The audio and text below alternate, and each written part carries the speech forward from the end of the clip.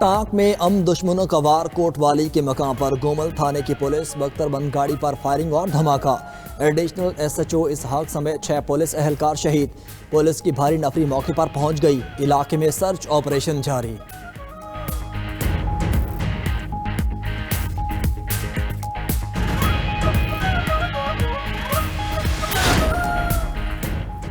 پشاور، بنو اور خیبر میں سی ٹی ڈی کی کارروائیاں، 8 دہشت گرد جہنم واصل۔ خیبر میں فتنہ خوارج کے 3 دہشت گرد ہلاک۔ دہشت گرد پولیس پر حملے کی منصوبہ بندی کر رہے تھے، اسلحہ اور دھماکہ خیز مواد برآمد۔ سی ٹی ڈی بنو کی کارروائی میں 2 دہشت گرد ہلاک۔ دہشت گرد پولیس چوکیوں پر حملے اور ریسکیو 1122 کی عمارت میں دھماکے میں ملوث تھے۔ وزیر داخلہ کا پشاور، بنو اور خیبر میں دہشت گردی کے منصوبے ناکام بنانے پر سی ٹی ڈی کو خراج تحسین۔ محسن نقوی نے 8 خارجیوں کو جہنم واصل کرنے پر سی ٹی ڈی کی پیشہ ورانہ صلاحیتوں کو سراہا۔ کہتے ہیں خیبر پختونخوا میں خارجیوں کا صفایا کرنے میں سی ٹی ڈی کا کردار قابل ستائش ہے۔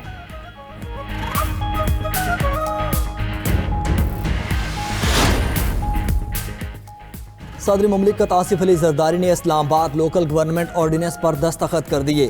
قومی اسمبلی کے 3 حلقوں کی سطح پر 3 ٹاؤن کارپوریشن بنائی جائیں گی۔ ٹاؤن کارپوریشن کا 1 میئر، 2 ڈپٹی میئرز ہوں گے۔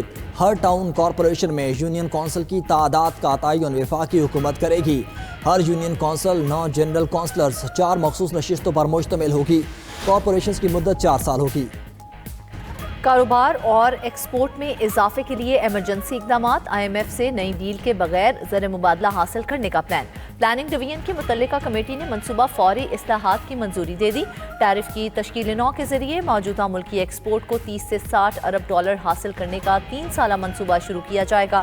وزیر اعظم کے حکم پر تشکیل ہونے والی کمیٹی متعلقہ پالیسی میں درکار تبدیلیاں کرے گی۔ 20 ایکسپورٹ آئٹمز کو سہولت دے کر زر مبادلہ میں اضافہ یقینی بنایا جائے گا۔ سرمایہ کاروں اور امپورٹ آرڈر دینے والی کمپنیز کے لیے نئی سہولتیں ترتیب دی جائیں گی۔ آئی ایم ایف کے ساتھ موجودہ معاہدے کے بعد ایکسپورٹ میں اضافہ بنیادی پالیسی ہوگی۔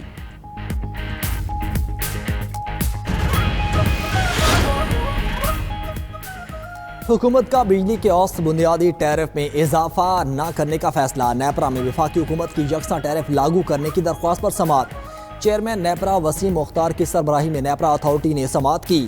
پاور ڈویژن حکام کی بریفنگ میں بتایا کہ سبسڈی کو ایڈجسٹ کیا گیا ہے، ٹیرف بڑھ نہیں رہا۔ جولائی سے اب تک انرجی مکس میں فرق آیا ہے۔ حکومت نے ٹیرف میں رد و بدل نہ کرنے کا فیصلہ کیا ہے۔ تمام کیٹیگریز کے صارفین کو 629 ارب کی سبسڈیز دی جا رہی ہیں۔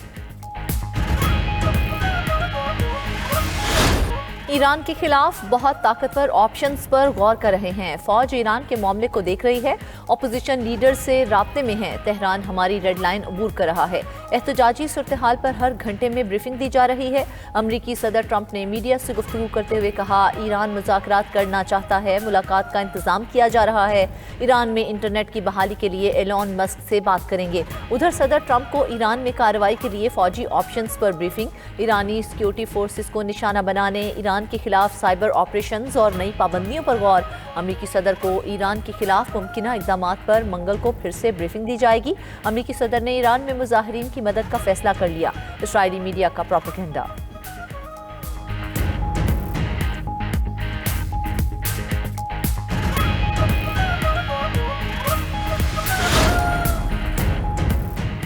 جنگ اور مذاکرات دونوں کے لیے تیار ہیں۔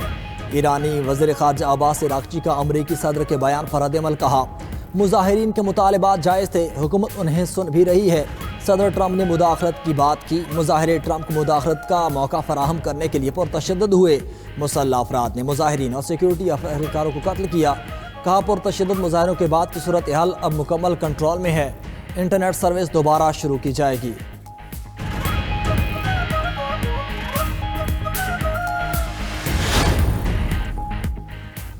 غرور میں ڈوبا ایک شخص پوری دنیا کے فیصلے کر رہا ہے۔ فرعون، نمرود اور رضا شاہ کے ساتھ جو ہوا، ٹرمپ کے ساتھ وہی ہوگا۔ ایرانی سپریم لیڈر آیت اللہ خامنائی کا ٹرمپ کے بیان پر رد عمل۔ ایران میں پرتشدد مظاہرے بے قابو، اموات کی تعداد 500 سے تجاوز کر گئی۔ جھڑپوں میں 48 سیکیورٹی اہلکار بھی جاں بحق، 10,600 سے زائد افراد کو گرفت میں لے لیا گیا۔ امریکی انسانی حقوق کی تنظیم کا دعویٰ، مظاہروں میں ہلاکتوں کی سرکاری اعداد و شمار جاری نہیں کیے گئے۔ ایران میں مظاہروں میں شہید ہونے والوں کی یاد میں 3 روزہ سوگ، تہران کے انقلاب اسکوائر پر آج بڑی ریلی ہوگی۔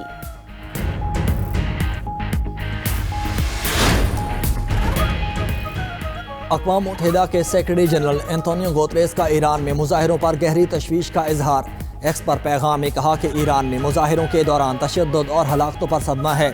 اظہار رائے اور پرامن احتجاج کے حقوق کا احترام یقینی بنانا چاہیے۔ سیکرٹری جنرل کی حکام سے ضبط و تحمل سے کام لینے اور غیر ضروری طاقت کے استعمال سے گریز کی اپیل۔ ملک میں معلومات تک رسائی کو ممکن بنانے کے لیے اقدامات پر زور۔ ادھر لندن میں ایرانی سفارت خانے سے پرچم اتارنے کا واقعہ۔ تہران میں برطانوی سفیر کی طلبی، شدید احتجاج ریکارڈ کروایا۔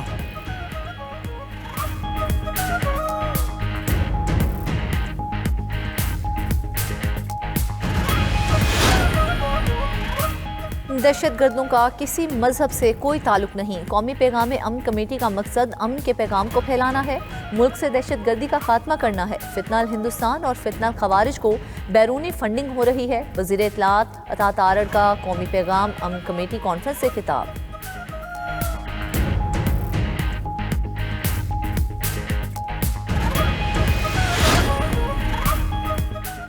چیف جسٹس پاکستان کے زیر صدر جوڈیشل کمیشن کا اجلاس اسلام آباد ہائی کورٹ کے 3 ایڈیشنل ججز کی مستقلی پر غور جاری۔ اجلاس میں جسٹس محمد اعظم خان، جسٹس محمد آصف اور جسٹس انعام امین منہاس کی مستقلی پر غور۔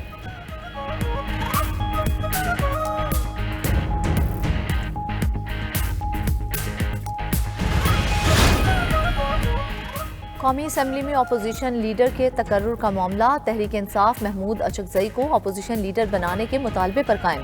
پی ٹی آئی کا وفد آج اسپیکر قومی اسمبلی ایاز صادق سے ملے گا۔ اسپیکر اپوزیشن لیڈر کی تقرری سے متعلق آئین، قانون و قواعد بارے آگاہ کریں گے۔ ملاقات میں حکومت اور اپوزیشن کے درمیان مذاکرات کا معاملہ بھی زیر غور آئے گا۔ اسپیکر نے پارلیمانی لیڈرز کے اجلاس میں بھی تحریک انصاف کو شرکت کی دعوت دے دی۔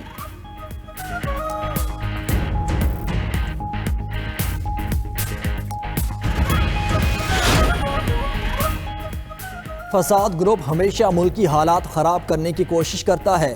وزیر اطلاعات پنجاب کہتی ہیں فرانسک رپورٹ، ریڈیو پشاور پر حملہ کرنے والوں کے نام سامنے آ گئے۔ سہیل آفریدی اور تیمور جھگڑا 9 مئی واقعات میں ملوث پائے گئے۔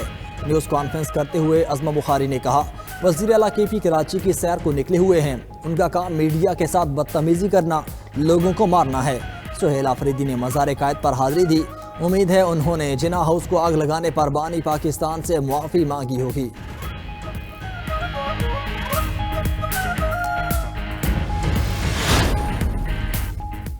خیبر پختونخوا میں اسمگلنگ عروج پر ہے، کرپشن کا بازار گرم اور امن و امان کی صورتحال خراب ہے۔